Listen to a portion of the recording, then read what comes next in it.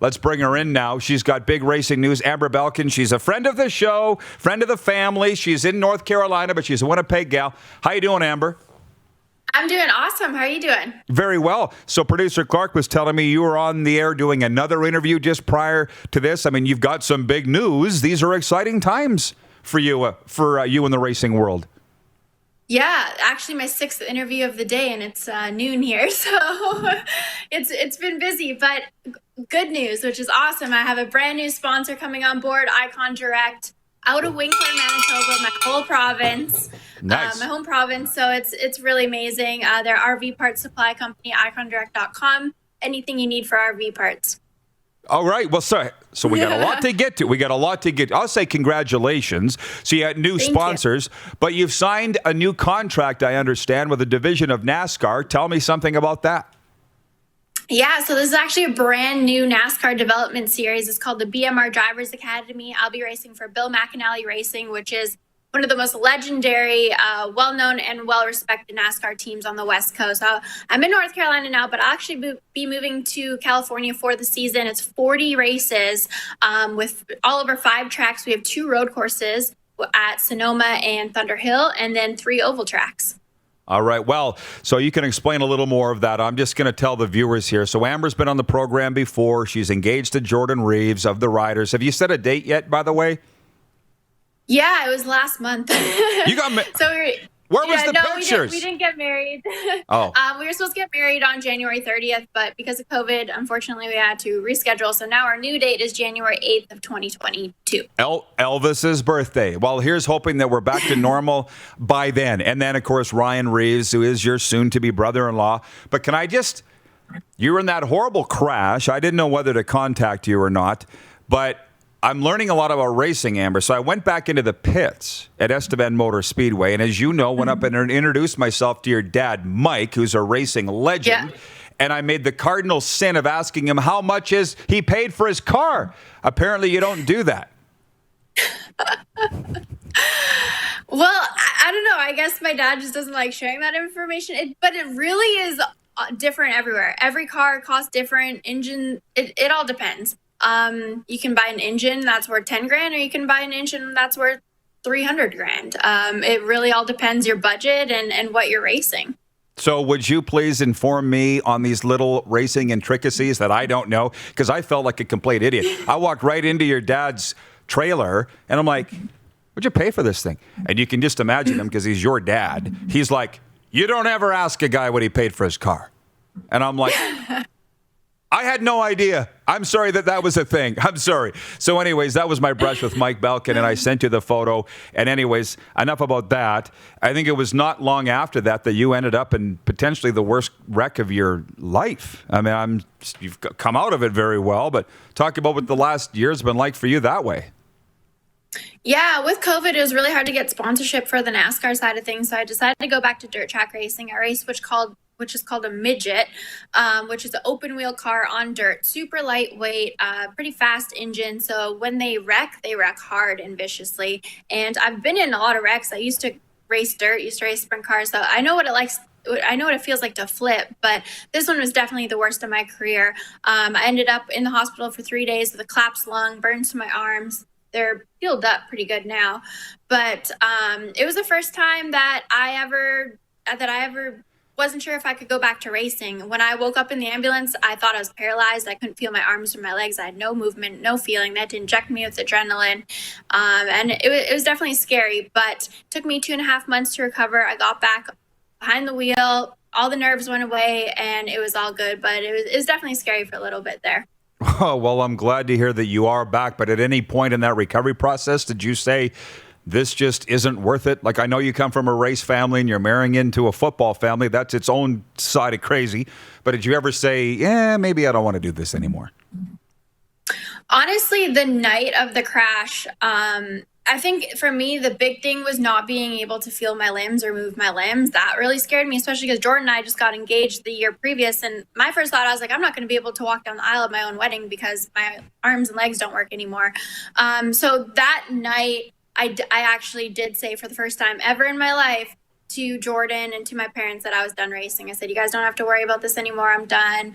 It's just not worth it. You know, I got too much to live for. And about a day later, I think I was already talking about what my strategy would be to get my health back and everything back and be ready in the car. So it took me like 2.5 weeks to be able to lift my arms, to be able to move or walk for more than like a minute or two. So the recovery process was pretty extent, but once I got back in the car, the nerves went away. I felt good. I'm addicted to racing. So for me, it was, even though I had that momentarily, I was also on a lot of pain meds and they were putting all sorts of stuff in me at the hospital. But, you know, I had a brief moment of, I don't know if I can keep doing this, but at the end of the day, racing is my life and it's my passion, it's my love, and I don't know what I would do without it. So it was only a matter of time before I just kept pushing forward and figure out how to make it work. Well, what COVID gave me is a love for racing, because I went out to the track for the first time last summer, and I get it now. It is addicting. Do you like it? I don't want to get in a car, but I love going to the track and being around you guys and you people, if you guys want to throw in that. And anyways, yeah, so I'm sorry to drag you back. I just kind of want to explain that to our viewers, what you'd been through. So just explain this a little more. So you got a 40 race season coming up in the summertime in California. When will that start, and what do you need to do to get ready for it? So we start in March. March 26th is our first race. 40 races from March until October. Right now, I've just been on my racing simulator. I've been working out twice a day for at least like an hour a day. So I'm about 2 hours of workouts, looking at race footage, reading books, just kind of doing everything I can to prepare interviews, sponsorship stuff, you know, photo shoots, everything to just kind of really amp up the season and make it the best of my career. This is the biggest sponsor I've ever received. So I'm really excited to really give my all and give my 100%. My goal is to win at least a quarter to half of the races and win the championship. I have really high expectations going into this season. So I'm working hard. I'm very disciplined right now and making sure that happens. Clearly. From our viewers from the show In Real Time with Costa Marigas, which is one of our affiliate shows here, says, amazing story of perseverance. Great work, Amber. Keep it up. Jason in Red Deer says, wow, crazy story and good for you for getting back in the mindset and back in the car. Dylan Spicer, that's awesome for Amber. Congrats to the fellow Winnipegger.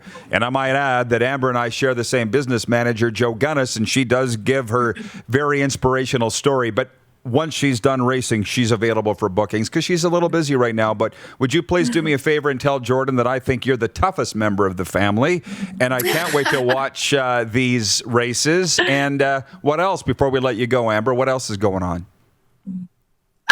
I'm just really thankful to be back in the car full time. You know, the last few years, my career's been a struggle. I haven't had that full-time sponsorship and I haven't been racing full time. So to develop my skills when I only get to be in a car a few times a year is really difficult. So to have 40 races this year, I'm so excited to see what I can accomplish and just keep developing my skills, building on this momentum to just keep, setting up for the years ahead of me. And I think this, in a way, I feel like this is kind of my second chance at NASCAR again. So I'm really excited to have a really successful season, build on that momentum, hopefully attract even more bigger sponsors so we can keep moving up the ranks of NASCAR.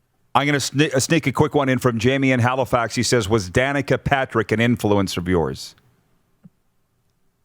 Yeah, definitely. I mean, she was the only female in the Cup Series, quite a few years ago when I was watching. So to know that there's females that are able to do it, that was definitely an inspiration. And I hope to be that inspiration for other people, not even just females, but just people who have big dreams or really want to fulfill their potential and see what they're capable of doing in life. I don't come from a ton of money. My dad said, if you want to race, you have to do this all on your own. So I'm self-made. I had to raise all these sponsorships on my own, where most people in the sport come from tons of money. So I want to be that example that, hey, you don't need to have all the tools in the toolbox to make something great. You just got to learn how to be resourceful and be willing to work really hard and obviously persevere. So I really hope that others can look at my story and say, if Amber can go through all this and still end up on top, then I can do anything too. Absolutely. Well, for that reason, I think you're already a winner, but I just feel like you're just getting going. So, Amber, again, thanks for the time. Say hey to Jordan. I love teasing him, and let's do it again soon. Good luck. Thanks. I hope to see you in Saskatchewan. I hope the borders are not so crazy so I can get to some of Jordan's games and cheer on the riders. Exactly. No kidding. Amber Balcaen joining us from North Carolina today. Just signed a brand new contract with NASCAR. You're watching Rod Pedersen On Demand. For more of The Rod Pedersen Show, visit rodpedersen.com or follow Rod Pedersen on social media.